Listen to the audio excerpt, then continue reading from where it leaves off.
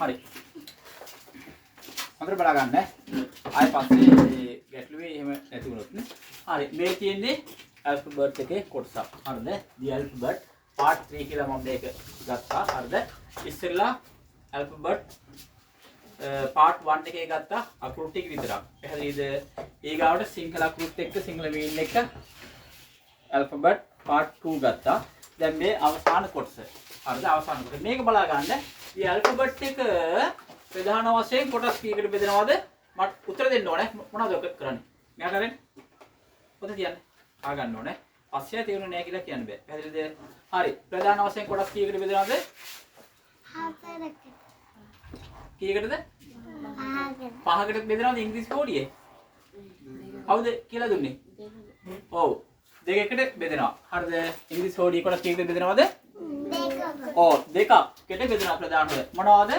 vowels consonant. මොනවද?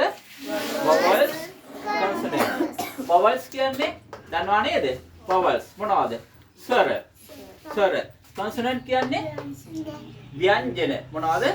ව්‍යංජන. මේවා මොනවද? ස්වර. මේවා මොනවද? ව්‍යංජන. vowels කියන්නේ ප්‍රාණාක්ෂර. හරිද? consonant කියන්නේ ගාත්‍රාක්ෂර. vowels කියන්නේ පණකුරු. consonant කියන්නේ ගතකුරු. පැහැදිලිද? එතකොට බබා මෙන්න මේ දෙපැත්තෙන් මෙහෙම තියෙනවා. vowels කියන්නේ මොනවද? මොනවද vowels? letters මොනවද? A බබා මෙයා shut up.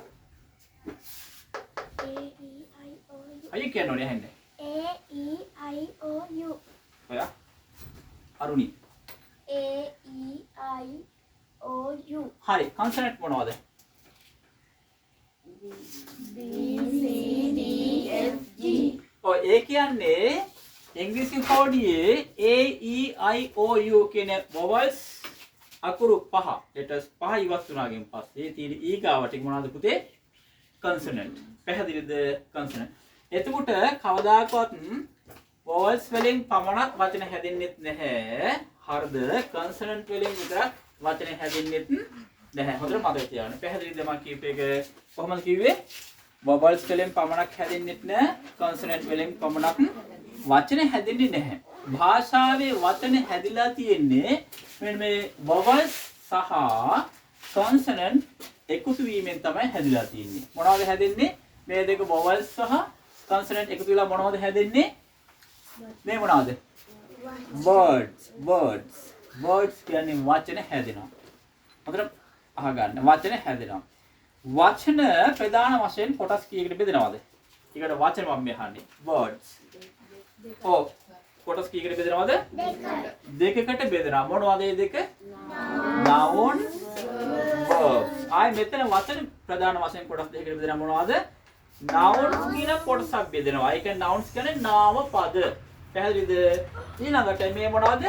verbs. verbs කියන්නේ මොනවද? ක්‍රියාපද.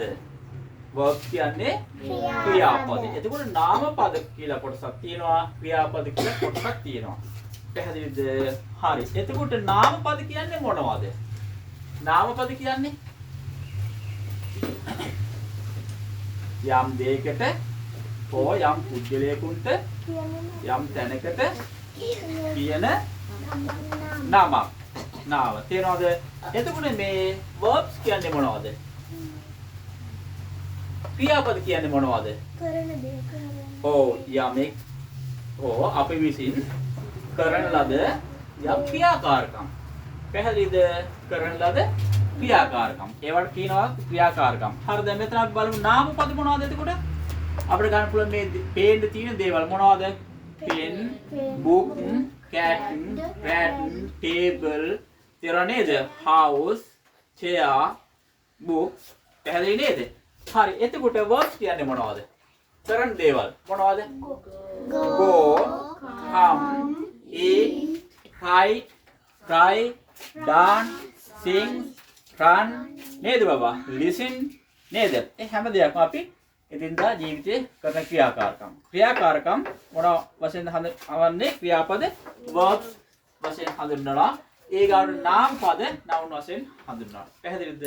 පැහැදිලි නේද? හරි. එතකොට මතක තියාගත යුතු දෙයක් තියෙනවා පුතේ. හරිද? මෙතෙන්දී ඔයගොල්ලෝ වරද්දා ගන්න එපා. හරිද? මේ නාම පද කියන කොටස. මොකද්ද මම කිව්වේ? නාම පද කියන කොටස ස්වභාවයෙන්ම පිහිටලා තියෙන්නේ මොන ස්වරූපයෙන්ද? ඒක වචන ස්වරූපයෙන්ද බහු වචන ස්වරූපයෙන්ද? එතකොට මේ words කියන මේ කොටස ආයෙත් මේවා ආයෙත් මොකද්ද? නාම පදයි මෙන්න මේ ක්‍රියාපදයි. එහෙම නැත්නම් මේ nouns and verbs. හරිද? nouns and verbs ආයෙත් කොටස් දෙකකට බෙදෙනවා. පැහැදිලිද? මොනවද කොටස් දෙක? singular and plural.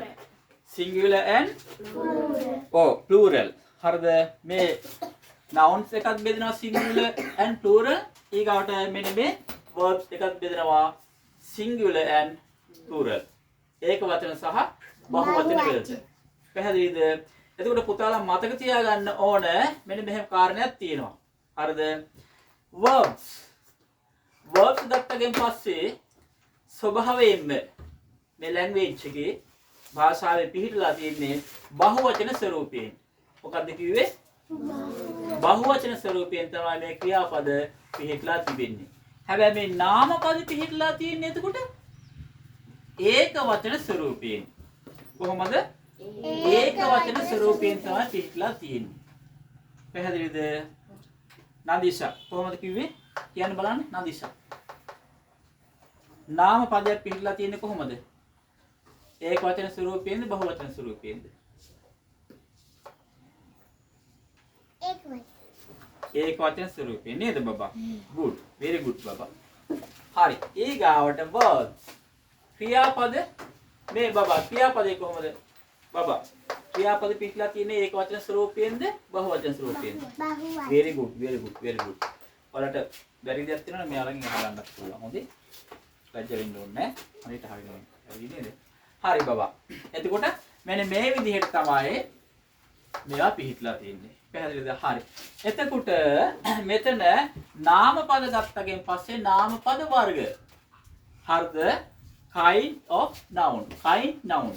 නාම පද වර්ග.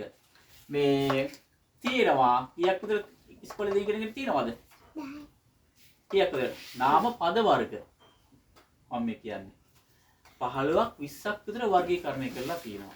හැබැයි පාසලේ ඉගෙන ගන්න ඔබ වගේ ළමයෙකුට ඒ 15ම 20ම ඉගෙන ගන්න දුෂ්කරයි. ඒක ඕනේ නැහැ. අර මම 5ක් විතර කියලා දෙන්නම්. පැහැදිලි නේද? ඔව් හරි. ඊගාවට මේ ක්‍රියාපදයක් ගත්තගෙන් පස්සේ මේ ක්‍රියාපදයක ස්වරූප කීයක් ඉගෙනගෙන තියෙනවද?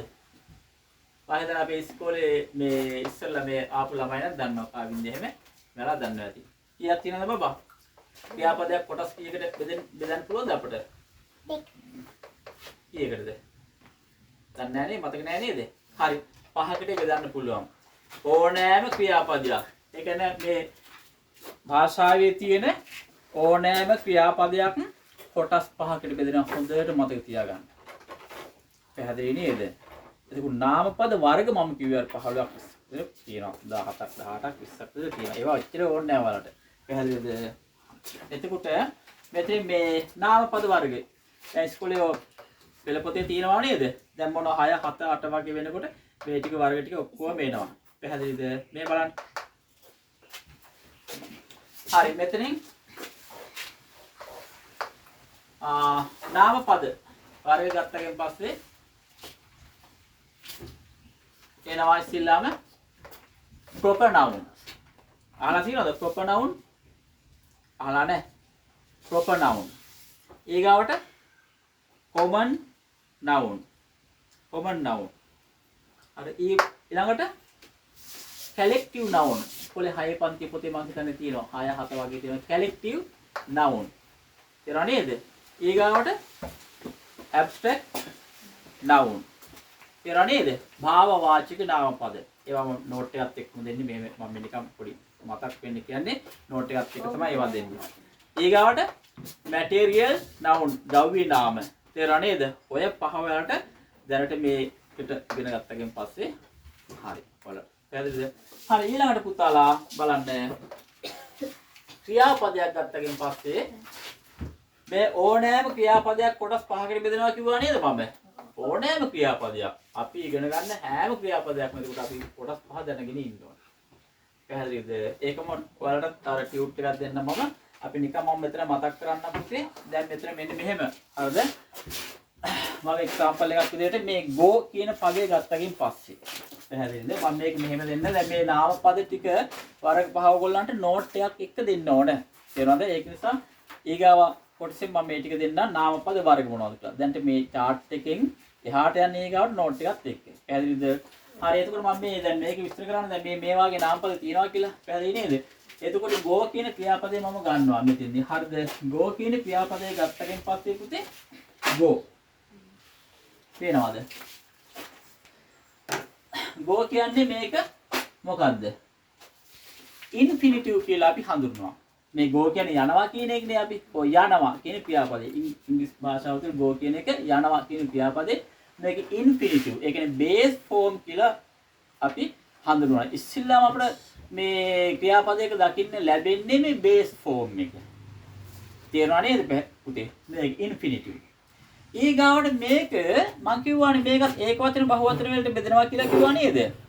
ඒක මේ stop the writing කියන එක නතර කරන්න. ඒක වචන බහු වචන වලට බෙදෙනවා කියලා කිව්වා නේද? ඔය ඒකට මේක එහෙනම් අපි මොකද්ද මේ ලියලා තියෙන මොන ස්වරූපයෙන්ද? බහු වචන ස්වරූපයෙන්. ඊකට මේක ඒක වචනයක් වෙනකොට මොනවා වෙනවද? go මොනවා වෙනවද පුතේ? goes වෙනවා. go goes වෙනවා. මේක singular form. පැහැදිලි නේද? singular. ඊගාවට මේකේ අතීත කාල පදේ. ඔව් මොකද්ද පුතේ? went. එතකොට ඒකට අපි කියනවා past form එකට went. ගියා යන අර්ථය. හරි. හරි ඉන්න. හරිද? went. ඒ විතරක්ද මේකේ? නැහැ මේකේ තියෙනවා ආපහු මොකද්ද? past participle. past participle අතීත උදම්ත. තේරෙනවද? එතකොට ඒක කොහොමද ලියන්නේ? ඒක දන්නවද? gone. gone. ඒ කියන්නේ ගිහිල්ලා. මේක ටිකක් සිංහලෙන් ලාලා ක්‍රමය. ඒ කියන්නේ කාලා, බීලා, බලලා, නටලා, ගයලා, ලියලා, ගිහිල්ලා, ඇවිල්ලා සිංහලෙන්. තේරුණා නේද? ඉංග්‍රීසිනුත් ඒ වගේ මේ gone කියන්නේ ගිහිල්ලා කියන එක. හරිද? ඊළඟට මොකද්ද? ing form කියලා අහලා තියෙනව නේද? ඔය ක්‍රියාපද මම දුන්න ටියුට් වෙලා ඇති. ඒකේ තියෙන කොහොමද පුතේ? ඔය going ing form කියලා කියනවලට ඒක මොකද්ද? ඒක එන්නේ මේ කරමින් සිටින අවස්ථාව. කරමින්. ඒ කියන්නේ යමින්, එමින්, කමින්, බොමින්, කියවමින් යන අර්ථය. ඒ process එක තුල තියෙන අර්ථය. පැහැදිලි නේද? පැහැදිලි නේද? එතකොට මතක තියාගන්න පුතාලා ක්‍රියාපදයක් ගත්තකින් පස්සේ ඔයාලා එහෙමනම් අදින් පස්සේ මොනා කරන්න ඕනද? ඔබට අහු වෙන සෑම ක්‍රියාපදයක්ම මෙන්න මේ කොටස් පහම අපි ක්‍රියාපදයක් ගත්තකින් පස්සේ මේ කොටස් පහම ස්වරූප පහම අපි නැත්නම් පාසල් ළමයෙක් විසින් මොනා කරන්න ඕනද? ඉගෙන ගත යුතුමයි. පැහැදිලි නේද? එතකොට එක ක්‍රියාපදයක් ගත්තකින් දැන් මෙතන go ගත්තකින් පස්සේ go goes, went, gone, going. හරිද? ඊගොඩ come ගත්තකින් පස්සේ come නෑ singular comes වෙනවා. ඒකට අතීතේ came වෙනවා. එතකොට මේක ආපහු come came come වෙනවා. ඊගොඩ මෙතන coming වෙනවා. පැහැදිලි නේද? අන්න ඒ වගේ. දැන් eat කියන එක ගත්තකින් පස්සේ eat ඊගාවට eats වෙනවා. ඊගාවට ate වෙනවා. ඊගාවට eaten වෙනවා. ඊගාවට eating වෙනවා. පැහැදිලිද? ඔයාගේ සෑම ක්‍රියාපදයක්ම කොටස් පහකට බෙදෙනවා. පැහැදිලිද? කොටස් පහකට බෙදෙනවා. හරි එහෙමනම් මේ කොටස් පහේ මේ ටිකයි nouns. හරිද? පහකට මම බෙදලා දෙන්න. අවශ්‍ය ටික ඒ ටිකයි අපි ඊගාව සතියේ කරමු. හරි දැනට මේ chart එක ගහගන්න. තාරික විතරද? ඔය go ඒ ටික ලියගන්න ඕනේ. මේ ටික මෙතනින් ලියාගත්තා නම් හරි පල්ලෙහා. දැන් මේ go කියන එකක් අරගෙන මේක මේ විදිහට පල්ලෙහාට ගන්න මේක. පැහැදිලිද?